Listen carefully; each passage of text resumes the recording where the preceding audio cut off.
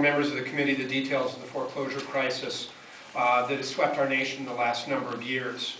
While Minnesota did not lead in experiencing that foreclosure crisis, I do like to think that we have led in responding to that foreclosure crisis. And I'd like to stress that I believe we did that by working collaboratively across jurisdictions, as this panel reflects, as well as in ways that are broadly inclusive of the multiple stakeholders in our community and across our state. In 2007, as the foreclosure crisis was first being recognized, we established a working group led by our Attorney General, Lori Swanson, and a group of stakeholders that she had assembled, proposed and passed an aggressive platform of foreclosure prevention and mortgage lending reform proposals. I was privileged to author the lead piece of that legislation in the Minnesota House. Senator Higgins, my colleague and friend on this, has explained the critical elements of that proposal in her testimony. Additionally to the work that she has described, we worked that year to close loopholes in state law that were being exploited by equity strippers to the detriment of challenged homeowners.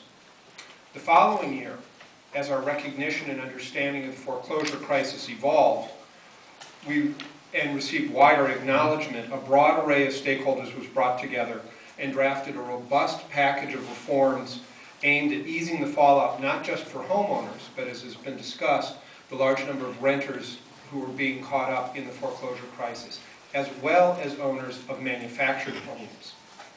Those initiatives prioritized increased emphasis on foreclosure prevention outreach to provide assistance to struggling homeowners earlier in the foreclosure process, strengthening and protecting the position of renters swept into the foreclosure crisis, and providing owners of manufactured housing greater rights and protection.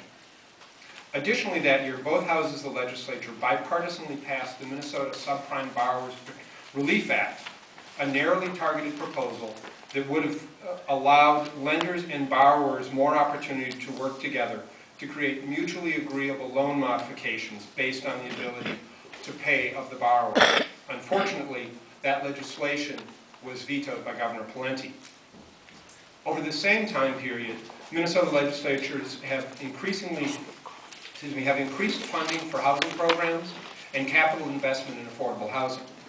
We have created the ability for renters to take over the payment of utility bills that are in arrears and deduct those payments from their monthly rent, and fashioned a mechanism for the automatic expungement of eviction records where a renter is a victim of foreclosure. Looking forward to the 2010 Minnesota legislative session that will begin in just a few weeks, we're looking at a significant proposal for bonding for affordable housing and proposals to streamline the foreclosure notification process to again get to those challenged homeowners as early in the process as possible. Looking forward to federal assistance, we are, as has been stated, extremely grateful for the $19.5 million that Minneapolis has received and other communities from the American Recovery and Reinvestment Act.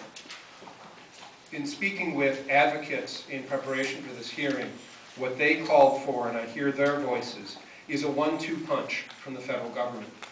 Punch 1 is additional resources for affordable housing, and 2 is aggressive reforms of our financial system in ways that create more responsible lending and protection for consumers so that they can go into the homeowner process secure that their investment in their families and communities will remain.